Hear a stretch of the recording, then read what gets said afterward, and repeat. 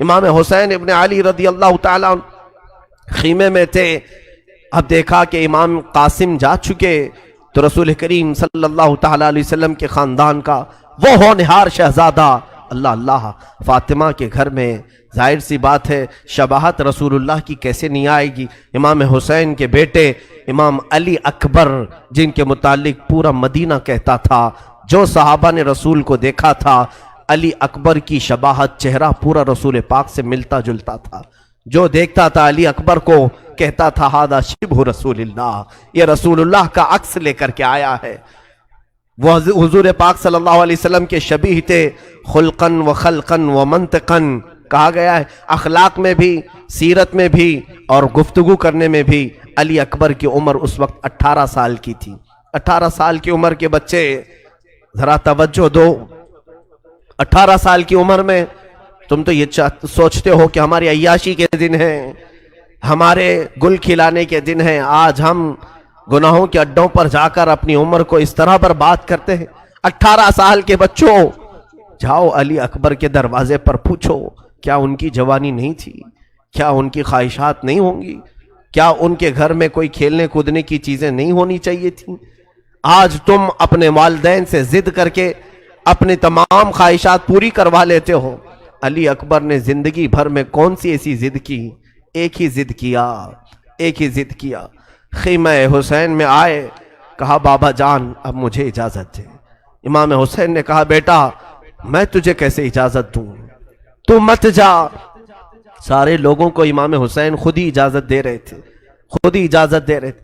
علی اکبر نے ضد کرنا شروع کیا کہ بابا جان میرے ہوتے ہوئے آپ نہ جائیں، میں اپنے آنکھوں کے سامنے آپ کو کیسے جاتا ہوا دیکھوں، برائے مہربانی آپ مجھے اجازت دیں. یہ پہلا شہزادہ ہے جن کو امام حسین نے کہا جاؤ بیویوں سے اجازت لے آؤ، اماں اور پھوپھی سے اجازت لے آؤ. علی اکبر گئے اپنی سگی پھوپھی سیدہ زینب کے خیمے میں، اور ان کی ماں تھیں حسین ابن علی کی زوجہ محترمہ، اور چھوٹی سی بہن بھی تھی سکینہ. اندر داخل ہوئے خیمے میں، کہا کہ سارے چلے گئے اور میری باری آئی ہے اور بابا نے کہا ہے کہ تم سے اجازت لے کر کے جاؤں. بیویاں کھڑی ہو گئی. کہا علی اکبر ہم پر رحم کرو، ہم عورتوں کی بے بسی کو تو دیکھو، کوئی تو بچ جائے جو ہمیں مدینہ پہنچا سکے، کوئی تو بچے، ہماری بے بسی پر رحم کرو.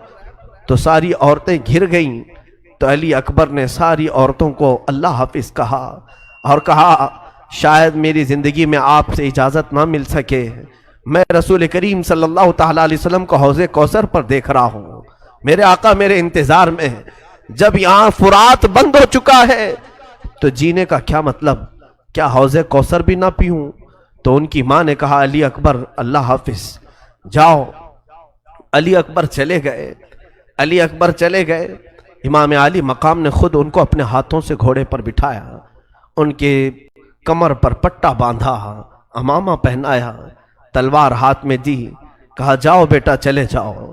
جب وہ بڑھنے لگے، بوڑھا باپ ہے، 56 سال کی عمر ہے، پیچھے سے پکارنے لگے مہلن مہلن، بیٹا تھوڑا آہستہ سے جا، تیرا گرنا مجھے پسند نہیں ہے، گھوڑے پر سے تو نہ گر جائے. امام علی مقام نے لاڑوں سے پالا تھا اس شہزادے کو. اپنی زندگی کی فصل بہار جب سامنے جا رہی ہو، اور اس وقت باپ اور ماں کی کیفیت کیا ہوتی ہے میرے عزیزوں، یہاں ہم جو غم کر رہے ہیں یہ کچھ نہیں، جو اس مقام پر ہوں گے ان کی کیفیت کو پوچھو. ان کے تو آنسو سوکھ چکے تھے، پانی بہنے کا بھی کوئی طریقہ نہیں رہ گیا تھا. حسین ابن علی نے 2 مرتبہ پیچھے بلایا، علی پیچھے آؤ.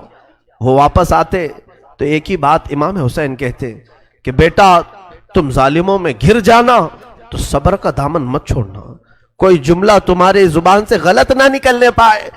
اہل بیت کسی کو گالی نہیں دیتے، تم گالی گلوچ نہیں کرنا. یہ پیغامات امام حسین کے تھے.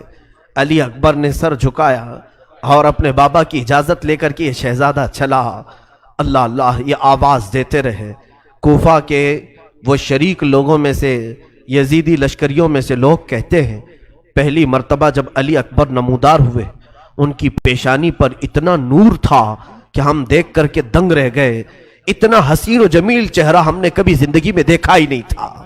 لیکن ظالموں نے دنیا کی لالچ میں اسی حسین چہرے پر تلواریں اور تیر چلانا شروع کیا.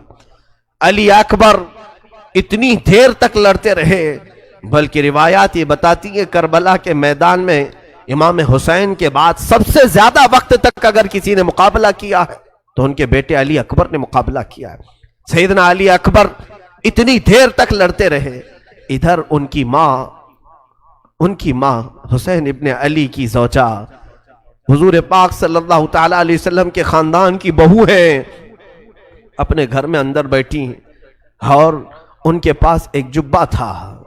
رسول کریم صلی اللہ تعالی علیہ وسلم کی امانت ہے، وہ پکڑ کر کے دعائیں کر رہی تھی. پتہ نہیں وہ خیمے میں بیٹھ کر دعاؤں میں مصروف تھیں. جب علی اکبر دوپہر کے وقت لڑتے رہے، کئی لوگوں کو موت کے گھاٹ اتارا. لوگوں نے آپ کو اس قدر دوڑایا وہاں پر گھوڑوں کو کہ آپ شدت پیاس سے بلبلانے لگے. زخموں سے چور تھے، پیشانی پوری لہو لہان تھی، حتیٰ کہ کتابیں لکھتی ہیں کہ آپ کے آنکھوں سے بھی خون جاری تھا. ناک پھٹ چکی تھی اور ناک سے خون جاری تھا. وہ ہم شبیہ رسول کا چہرہ خون میں گرا ہوا تھا. لیکن بیچ میں ایک مقام ایسا آیا کہ حسین کا کوئی شہزادہ واپس تو نہیں آیا. علی اکبر گھوڑا دوڑاتے ہوئے واپس آئے، خیمے کے قریب آ کر کھڑے ہو گئے. کہا یا بتا ہے ابا. حسین ابن علی خیمے سے دوڑ پڑے. علی اکبر کو دیکھا، تنابیں پکڑ لیں اور ان کی رکاب کو تھام لیا، بوسے دیے، خون صاف کیا. کہا بیٹا کیسے آنا ہوا؟ کہا العطش، پیاس کی شدت نے مجھے پھر دوبارہ یہاں لایا ہے. پیاس کی شدت ہے، 3 دن کا پیاسا پانی نہ مانگے تو کیا مانگے. حسین ابن علی رضی اللہ تعالیٰ گھوڑے کی رکاب پکڑ کر کھڑے ہیں.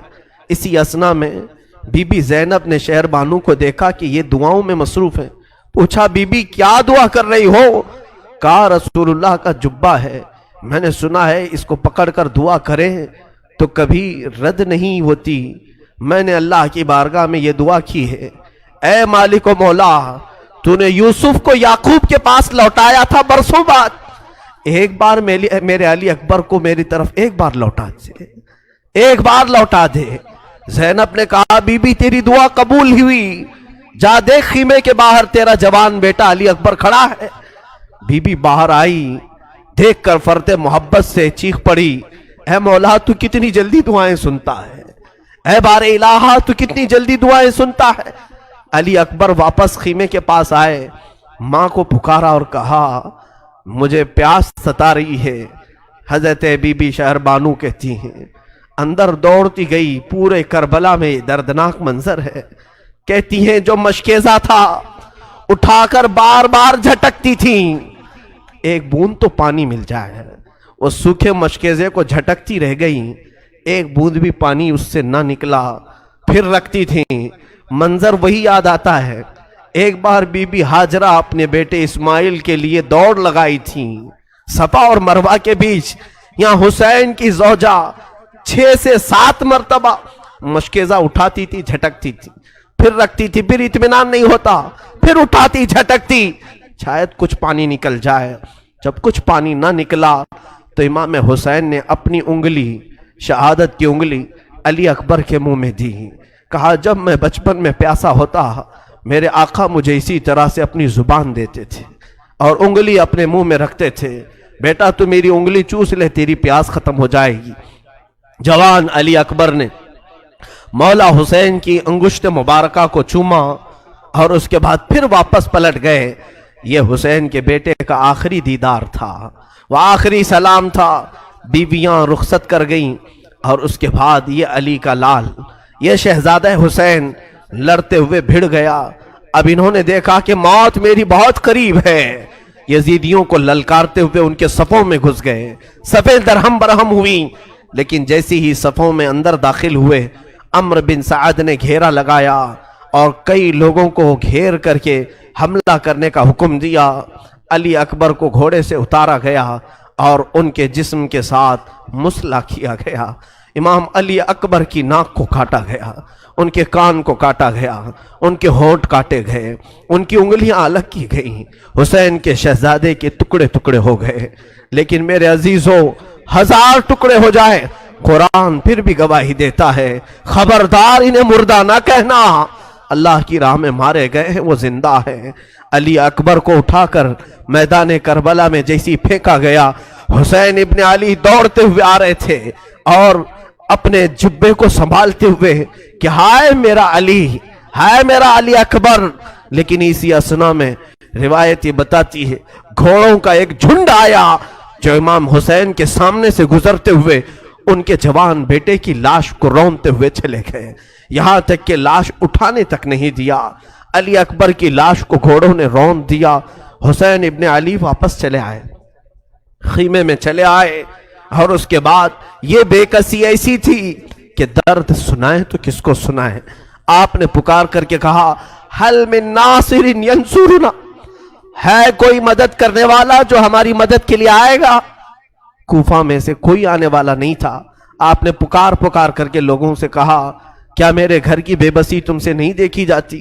اب یہاں حالات ایسے تھے، رسول کریم صلی اللہ علیہ وسلم کا یہ شہزادہ، اب گھر میں کوئی باقی نہیں تھے، اور پیاس کی شدت ایسی تھی، دوپہر کا وقت، کڑی دھوپ، عاشورہ کا دن، اور آج بھی جائیں آپ کربلا کی جو گرمی ہے، گرمیوں کے موسم میں جاؤ گے تو تمہارے پیر جل جائیں گے۔ اگر بنا چپل کے تم نے وہاں پر چلنے کی بھی کوشش کی تو تمہارے پیروں میں آبلے پڑ جائیں گے۔